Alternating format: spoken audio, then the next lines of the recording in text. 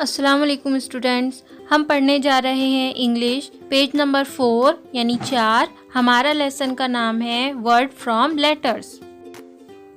Page number 4 पर A to Z small और capital alphabets दिए हुए हैं। इस पर हम कुछ क्वेश्चन करेंगे। Question number 2, say the names of the letter A to Z in alphabetical order. दी गई तस्वीर में A to Z अल्फ़ाबेट्स पढ़ो।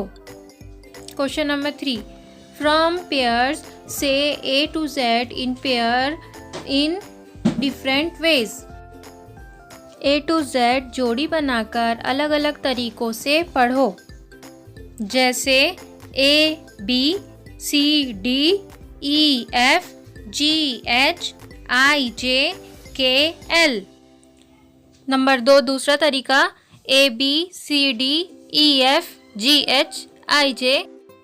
तीसरा तरीका A1 B2 C3 D4 E5। इस तरीके से पढ़ेंगे। Number 4 AZ BY CX MN। इन सब तरीकों से पढ़ने की प्रैक्टिस करेंगे और मुझे ऑडियो या वीडियो बनाकर भेजें।